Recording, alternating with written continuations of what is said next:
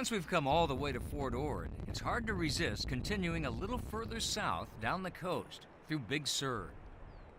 That's one of my absolute favorite drives anywhere, and we're going to take it. Checking out some of my favorite stops along the way.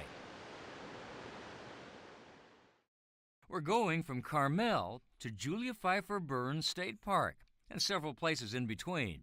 Altogether, we'll be traveling less than 40 miles. Oh, this is where I always love to start my Highway 1 road trip. This is a Carmel River State Beach. Virtually have it to yourself most of the time. White sand, gorgeous water, and a spectacular view right over there of my first stop, Point Lobos State Reserve. An artist once called Point Lobos the greatest meeting of land and water in the world. It's hard to argue with that.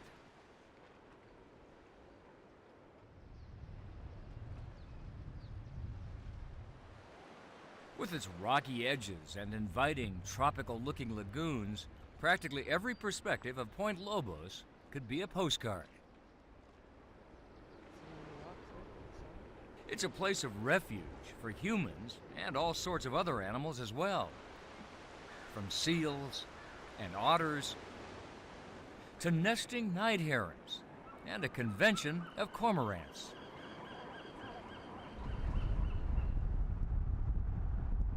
As we head south, the views along Highway 1 continue to unfold, each at least as beautiful as the one before it. Even the concrete Bixby Bridge, which first made it possible for automobiles to reach Big Sur, strikes a stately pose. And soon, another piece of history appears in the distance.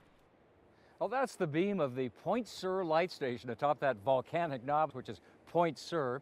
We're now 19 miles south of Carmel, and the light station has been in continuous operation since 1889. Oh, the only way to see it up close these days is on a docent-led tour, which I highly recommend scheduling. Fortunately, much of the land around here has been kept in either agricultural use or been preserved as open space, including this marvelous 7.5 square mile piece of wilderness, Andrew Malera State Park. Well, like these guys, I've been coming to Andrew Malera for many, many years. There's great hiking, biking, horseback riding, camping opportunities, secluded beaches, and the Big Sur River cuts right through it. Amidst the streams and forests, some people do live here. Well, we're entering the village of Big Sur now. It's strung out for about 5 miles along Highway 1. There are restaurants, motels, resorts, campgrounds, many different options, many different prices. And at the very end is the famous Henry Miller Library. The library was created to honor the memory and spirit of the area's most famous writer.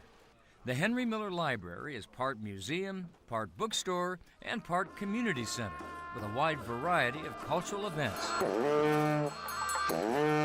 It's a place where you can come in and get inspired.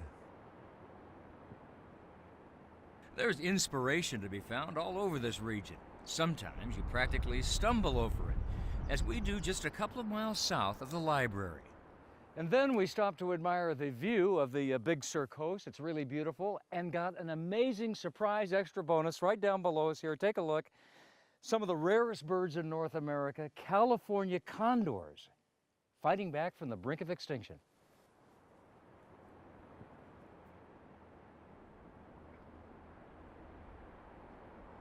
California condors, the largest land birds in North America, are slowly recolonizing this territory.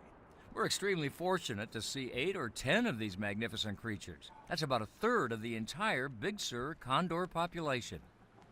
Oh, how cool is that?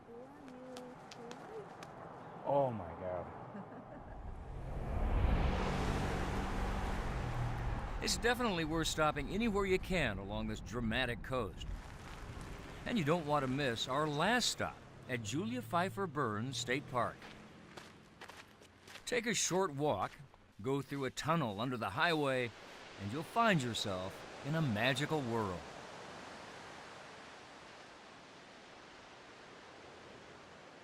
What a terrific scene, an 80-foot waterfall pouring off the granite down to a lovely secluded cove below. You know, you could travel all over the world and not find any place more beautiful than this. So for us today, this is the perfect spot to end our trip.